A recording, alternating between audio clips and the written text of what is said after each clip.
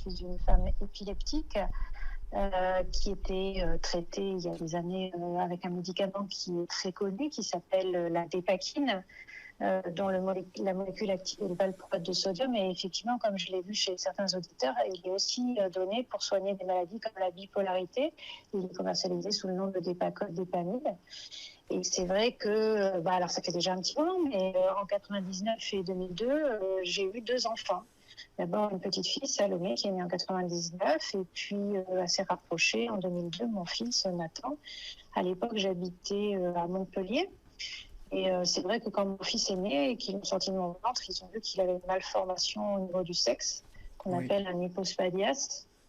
Et il n'y avait pas ça dans la famille. Donc j'ai dit, tiens, c'est bizarre. Et puis le temps a passé. À l'âge de tenir assis, il ne tenait pas assis. À l'âge de marcher, il ne marchait pas. À l'âge de parler, il ne parlait pas. Donc j'ai commencé à m'interroger. Et puis effectivement, je voyais bien qu'il avait des troubles des interactions sociales, comme on dit, de l'autisme.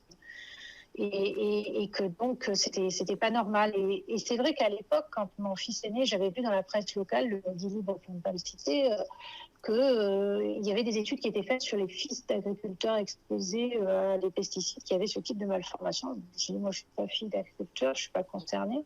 Oui. Mais c'est vrai qu'il avait à la fois les malformations et à la fois des troubles neurodéveloppementaux. Je me suis dit, au bout d'un moment, c'est trop de malchance pour être honnête. Et en fait, à cette époque-là, donc c'était quand même il y a quelques années, je regardais Dr House à la télévision qui parlait de diagnostic différentiel et qui mettait sur son paperboard d'un côté les malformations, d'un côté les troubles neuro.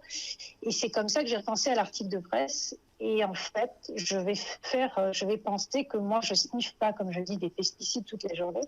Oui. Par contre, toute la journée, je prends un médicament pour soigner mon épilepsie.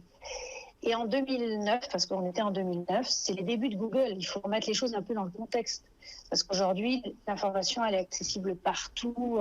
Mais dans les années 2000, enfin voilà, on n'avait pas accès à certaines Non, choses. Et c'est vraiment, c'est le voilà, c'est début, vraiment vous. c'est le début. Et c'est vrai que ça n'a rien à voir avec aujourd'hui où l'information va à la vitesse presque de la lumière.